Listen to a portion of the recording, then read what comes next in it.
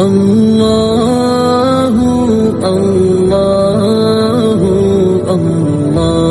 جمعہ دنوں میں سردار دن ہے، اس کی بڑی فضیلت ہے، اور جمعہ کے جو اعمال ہے اس کی پابندی آدمی کرتا ہے تو حدیث پاک میں اس کے سارے گناہ معاف ہونے کی بشارت ہے۔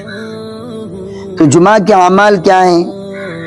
آپ صلی اللہ علیہ وسلم نے فرمایا جمعہ کے دن غسل کرے اور جتنا ہو سکے پاکی حاصل کرے، تیل لگائے، خوشبو لگائے، اور جب مسجد میں آ رہا ہو تو لوگوں کے درمیان نہ پھلان دے، نہ گھس جائے، اور خاموش رہے، اور جب امام جب خطبہ دے رہے ہوں تو خاموشی سے سنیں۔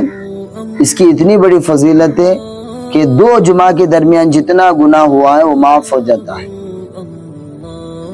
اور اس حدیث پاک کے اندر نبی صلی اللہ علیہ وسلم کا خطبہ، دونوں خطبوں کے درمیان آپ کا کیا عمل ہوتا تھا؟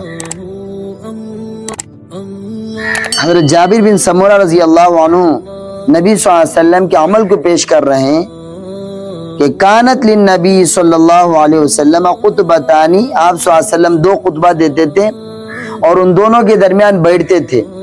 تو اس میں کیا کرتے تھے؟ آپ کا کیا عمل تھا؟ ایک عمل آپ کا کہ ذکر کرتے تھے، لوگوں کو واعظ و نصیحت کرتے تھے، اور قرآن پڑھتے تھے، لوگوں کو واعظ و نصیحت کرتے تھے، اور آپ کی نماز درمیانی ہوتی تھی، آپ کا خطبہ بھی درمیانی۔ قصدہ کے معنی یعنی اتنا لمبا نہیں کہ لوگ اگتا جائے، نماز بھی اور آپ کا خطبہ بھی کیسے ہوتا تھا؟ درمیانی ہوتا تھا۔ آپ صلی اللہ علیہ وسلم جب بیان کرتے تھے، آپ جب خطبہ دیتے تھے، یعنی اسپیچ دیتے تھے، آپ صلی اللہ علیہ وسلم جب بیان کرتے تھے، خطبہ دیتے تھے، تو آپ کے آنکھ مبارک لال ہو جاتی تھی اور آپ کی آواز بلند ہو جاتی تھی، آپ غصے میں ہوتے تھے اور قوم کو ڈراتے تھے کہ دشمن آ رہا ہے، سبحکم، تمہیں صبح لوٹے گا۔ لوٹے گا مطلب تم پر حملہ کرے گا اور تمہارے مال اور جائیداد سب کو چھینے گا۔ اور آپ صلی اللہ علیہ وسلم نے فرمایا میں اور قیامت کو اس طرح بھیجا گیا، اور آپ اپنے دونوں انگلیاں سبابہ اور وسطیٰ، یہ شہادت کی انگلی کو عربی میں سبابہ بولتے ہیں اور اس انگلی کو وسطیٰ بولتے ہیں، اس لیے کہ بیچ میں ہوتی ہے، یہ انگلی بیچ میں ہوتی ہے، اس لیے عربی میں اس کو وسطیٰ کہا جاتا ہے۔ آپ صلی اللہ علیہ وسلم مثال کے ذریعے سے فرمایا جس طرح یہ دونوں انگلیاں ایک دوسرے سے قریب قریب ہیں، اسی طرح میں اور قیامت بالکل قریب قریب ہیں۔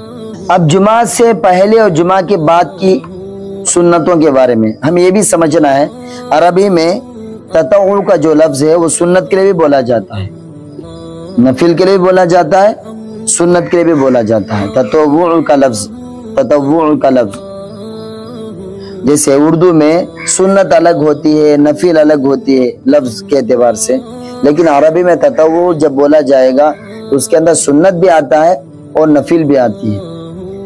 تو آپ صلی اللہ علیہ وسلم جمعہ سے پہلے بھی 4 رکعت سنت پڑھتے تھے، جمعہ کے بعد بھی 4 رکعت سنت پڑھتے تھے۔